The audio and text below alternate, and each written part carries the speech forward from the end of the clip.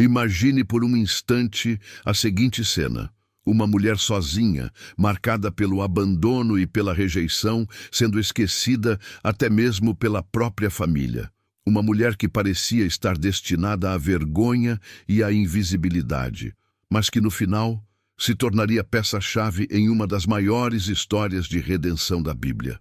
Você já ouviu falar de Tamar, a nora de Judá? Seu nome pode não ser tão lembrado como o de Davi, Moisés ou Esther, mas a sua história ecoa até hoje, revelando segredos profundos sobre engano, justiça e a vergonha que pode se transformar em honra. E a grande pergunta que vamos responder juntos é: como uma mulher esquecida, aparentemente condenada pela própria família, conseguiu mudar o rumo da sua história e ser lembrada como parte da genealogia de Jesus Cristo? Tudo começa em Gênesis 38. Judá, um dos filhos de Jacó, havia se separado de seus irmãos e formado sua própria família. Ele teve filhos e o primogênito se chamava Er.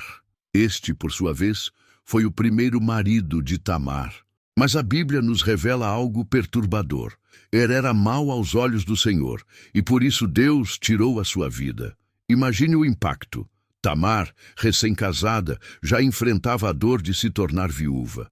Na cultura daquela época, existia a lei do levirato. Essa lei estabelecia que quando um homem morria sem deixar filhos, o irmão do falecido deveria se casar com a viúva, a fim de gerar descendentes em nome do irmão. Era uma forma de preservar o nome e a herança familiar. Assim, Tamar foi entregue ao segundo, filho de Judá, chamado Onã. Mas Onã, em vez de cumprir seu papel, se recusou a gerar filhos com ela, porque sabia que esses descendentes não seriam considerados seus, mas do irmão falecido. Ele desprezou o propósito divino e por isso também foi tirado por Deus. Agora veja a situação.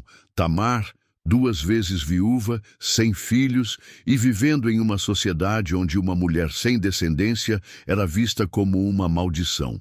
Judá ainda tinha outro filho, o mais novo, chamado Selá. Pela lei, esse filho deveria ser entregue a Tamar quando tivesse idade suficiente para se casar. Então, Judá disse a ela: permaneça viúva na casa de seu pai, até que Selá cresça. Mas por trás dessas palavras havia desconfiança e medo. Judá começou a pensar que talvez Tamar fosse a causa da morte de seus filhos. Ele não percebia que o problema não estava nela, mas na maldade dos próprios filhos. Mesmo assim, Judá afastou Tamar, mandando-a de volta para a casa do pai, em uma posição de espera, que parecia nunca ter fim. Pense comigo. Quantas vezes nós também somos colocados em posições de espera, sem respostas, sem reconhecimento e até mesmo sendo injustamente culpados por coisas que não fizemos? É nesse ponto que a história de Tamar começa a se conectar com a nossa própria vida. O tempo passou, Selá cresceu, mas Judá não cumpriu sua promessa. Ele nunca deu seu filho mais novo a Tamar. Na prática, ele a abandonou. E aqui vemos algo crucial. Tamar estava diante de 2 opções: aceitar o destino de vergonha e esquecimento. Tomar uma atitude ousada para reivindicar a justiça que lhe era de direito. É nesse ponto que a história ganha um tom dramático e cheio de suspense. Judá, após a morte de sua esposa, foi visitar os homens que tosqueavam suas ovelhas em Timna. Quando Tamar soube disso, ela percebeu que essa era a oportunidade de agir. Ela tirou as roupas de viúva que usava, cobriu-se com um véu e se colocou à beira do caminho por onde Judá passaria. Judá, sem reconhecê-la, a confundiu com uma prostituta, e assim ele se deitou com ela, sem saber que estava se unindo à própria nora. Antes disso, porém, Tamar foi inteligente. Ela pediu um penhor como garantia de pagamento. Judá entregou seu cajado, o selo e o cordão, símbolos da sua identidade e autoridade. Perceba a ironia. Enquanto Judá tentava esconder sua falta de responsabilidade, foi justamente ele quem, sem perceber, entregou a Tamar as provas que mais tarde o condenariam. Aqui surge uma grande questão. Por que Deus permitiu que uma história aparentemente tão vergonhosa fizesse parte da Bíblia? Esse é o tipo de detalhe que desperta curiosidade. Muitas vezes queremos ver nas Escrituras apenas histórias de vitória, santidade e exemplos impecáveis. Mas a Bíblia é realista. Ela expõe também os erros, os enganos e as vergonhas humanas para nos ensinar que até nesses cenários a justiça divina pode se manifestar. Tamar, com sua coragem e esperteza, conseguiu engravidar de Judá. E essa gravidez seria o ponto de virada não apenas para sua vida, mas para toda a história de Israel. Quando ficou evidente que Tamar estava grávida, a reação de Judá foi imediata. Ele se indignou e disse que ela deveria ser queimada por prostituição. Olha a contradição. O mesmo homem que havia falhado em cumprir sua promessa, que havia deixado sua nora esquecida, agora se levantava para julgá-la com dureza. Mas Tamar tinha nas mãos as provas, o cajado, o selo e o cordão. E ela declarou: do dono desses objetos eu concebi. Naquele instante, Judá reconheceu sua culpa e disse: ela é mais justa do que eu. Esse momento é poderoso. O clímax da vergonha se transforma em revelação. Judá, que tentou acusar, agora é confrontado pela própria verdade. E Tamar, que parecia destinada à desonra, é justificada diante de todos. O que aprendemos com esse primeiro trecho da história? Tamar nos mostra que mesmo diante da injustiça, do abandono e da vergonha, Deus pode virar o jogo. Ele não esconde as falhas humanas, mas as usa como parte de um plano maior. Essa narrativa nos ensina que a justiça de Deus vai além das aparências humanas. Muitas vezes, as pessoas podem nos julgar ou tentar nos reduzir à vergonha, mas o Senhor conhece o coração e sabe quem realmente está sendo fiel. E lembre-se, Tamar não foi esquecida. Ela se tornou mãe de Perez, que está diretamente na genealogia de Davi, e mais tarde, de Jesus Cristo. Ou seja, uma mulher que parecia invisível entrou para a história da redenção. Você já percebeu como, muitas vezes, as pessoas se apressam em julgar sem conhecer toda a verdade?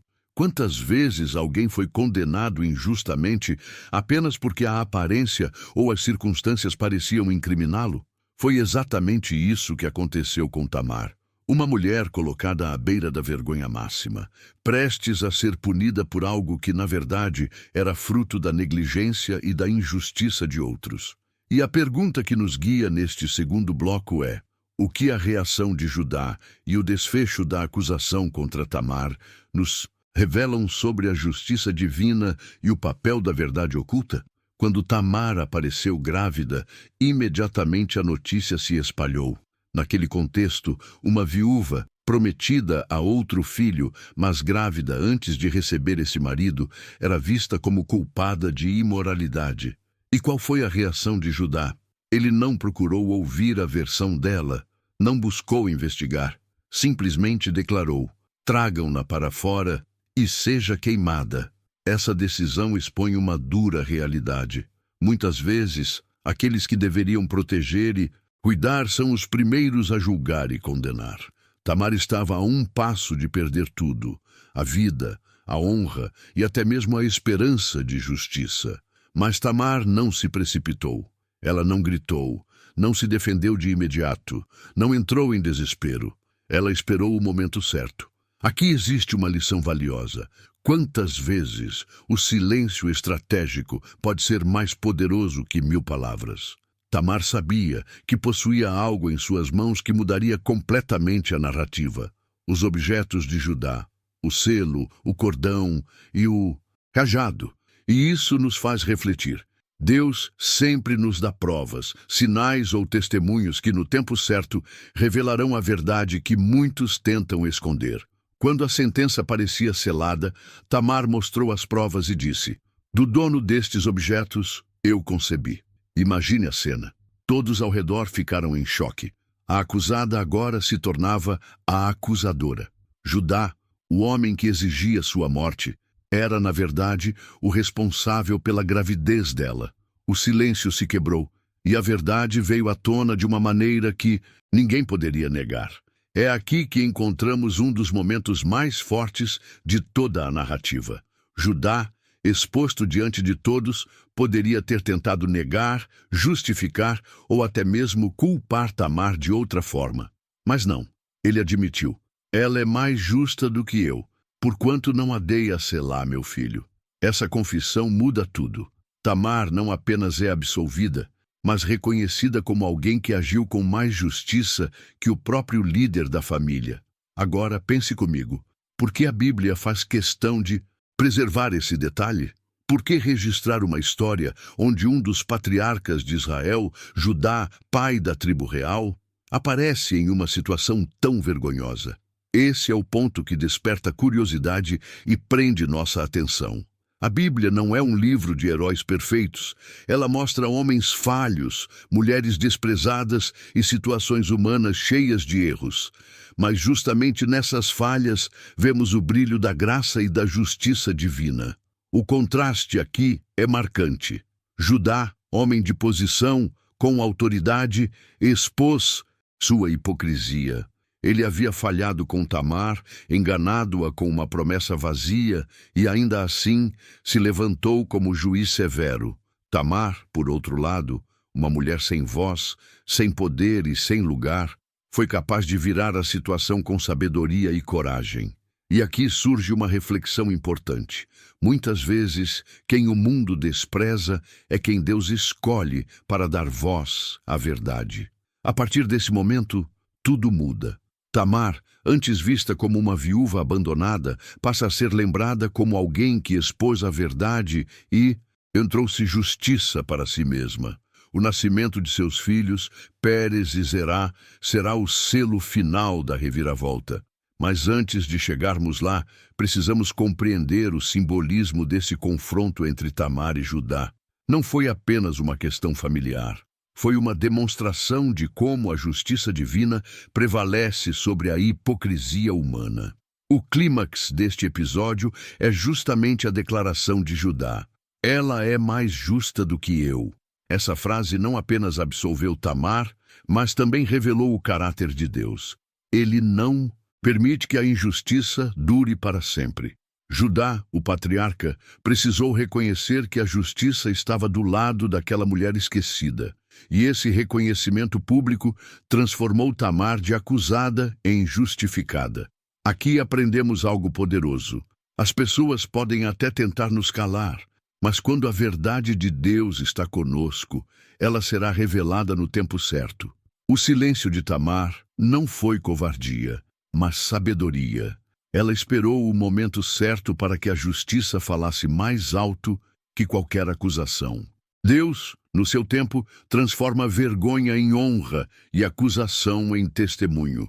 Essa história nos ensina que não importa quem tente apagar a nossa voz, a verdade sempre encontrará um caminho para ser revelada. Você já ouviu a frase, Deus escreve certo por linhas tortas? Muitas vezes, quando olhamos para a nossa vida, vemos apenas confusão, erros, decepções e situações aparentemente sem saída. Mas ao longo do tempo, descobrimos que, mesmo em meio ao caos, existe um fio invisível conduzindo tudo. Foi exatamente isso que aconteceu na vida de Tamar. Aquilo que parecia uma mancha irreparável em sua história, uma gravidez escandalosa, fruto de engano e desespero, se transformou na base de um propósito muito maior. E a pergunta que nos guia neste bloco é: por que o nascimento dos filhos de Tamar, Pérez e Zerá, é tão significativo para o plano de Deus e para toda a história da redenção? Chegou o tempo de Tamar dar à luz. Todos aguardavam ansiosos para ver o que aconteceria com aquela mulher, que havia desafiado as convenções sociais e exposto o próprio sogro. Ela estava grávida de gêmeos, e no momento do parto, algo extraordinário aconteceu. O primeiro bebê estendeu a mão, e a parteira, para marcar quem seria o primogênito, amarrou um fio vermelho no seu pulso, mas logo depois ele retirou a mão, e o outro bebê nasceu primeiro. Esse foi chamado de Perez, que significa brecha, ruptura. Depois nasceu o segundo com o fio vermelho na mão, e ele foi chamado de Zerá, que significa nascer, brilho. Esse detalhe aparentemente simples é carregado de significado espiritual. Zerá representa o que parecia ser o plano natural, o filho marcado, o primogênito reconhecido, aquele que tinha a aparência de herdeiro legítimo. Perez, porém, rompeu a ordem, surgiu de maneira inesperada e tomou o lugar do irmão. Aqui vemos uma mensagem profunda. Deus não escolhe conforme a ordem natural, nem conforme as expectativas humanas. Ele frequentemente surpreende, levantando aqueles que ninguém esperava. Agora, perceba algo incrível. A linhagem de Perez se tornaria a linhagem real, aquela que levaria a Davi e, mais tarde, a Jesus Cristo. Isso significa que o Messias, o Salvador do mundo, viria justamente dessa história marcada por engano, vergonha e justiça inesperada. Você consegue perceber o tamanho dessa revelação? A genealogia de Cristo não foi construída apenas sobre histórias perfeitas, mas também sobre situações de dor, de falhas humanas e de reviravoltas surpreendentes. Mas aqui surge uma pergunta intrigante. Por que Deus permitiria que a linhagem do Salvador fosse ligada a uma história tão escandalosa como a de Tamar e Judá? A resposta é clara, para nos mostrar que a graça não é limitada pelas falhas humanas. Deus quis revelar que o seu plano de redenção inclui os improváveis, os marginalizados e até mesmo os que carregam marcas de vergonha. Essa curiosidade nos prende porque percebemos que, se Deus usou Tamar, Ele também pode usar a mim e a você, independentemente da nossa história. Perez, o nome do filho de Tamar, significa ruptura. Ele abriu caminho onde não havia. Isso não foi apenas um detalhe do parto, mas uma mensagem profética. Assim como Perez rompeu para nascer, o Messias romperia todas as barreiras, do pecado, da morte e da condenação, para trazer vida e salvação. Ou seja, o nascimento de Perez apontava para algo muito maior. Jesus Cristo seria o verdadeiro Perez espiritual, aquele que abriria o caminho de reconciliação entre Deus e a humanidade. Agora pense, Tamar, que começou essa história como uma mulher abandonada, acusada e à beira da vergonha pública, termina como mãe de filhos que carregariam o propósito de Deus para toda a humanidade. Esse contraste é maravilhoso. De esquecida, ela se tornou lembrada. De acusada, se tornou justificada. De insignificante, se tornou parte da maior história de todas. O clímax aqui não está apenas no nascimento dos filhos, mas no significado espiritual que isso carrega. Enquanto os homens viam apenas um escândalo familiar, Deus via o cumprimento de seu plano. Perez não foi apenas um bebê nascido de uma circunstância incomum. Ele foi a prova viva de que Deus transforma histórias quebradas em histórias de redenção. O nascimento de Perez e Zerá nos mostra que Deus não está preso às expectativas humanas. Ele usa o improvável, escolhe o que o mundo despreza e transforma em honra aquilo que parecia vergonha. Isso significa que não importa qual seja a sua história, se ela é marcada por falhas, enganos ou rejeições. O Senhor pode transformar cada detalhe em parte de um plano maior.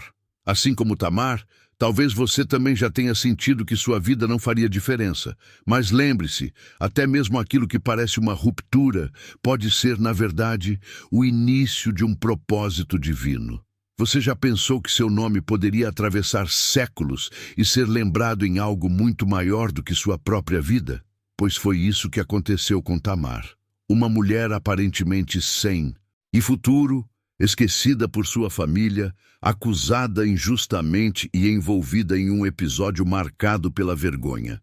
E ainda assim, seu nome aparece em um dos textos mais importantes de toda a Bíblia, a genealogia de Jesus Cristo. A grande pergunta deste último bloco é: O que a inclusão de Tamar na linhagem do Salvador nos revela sobre a graça de Deus e sobre o valor da nossa própria história.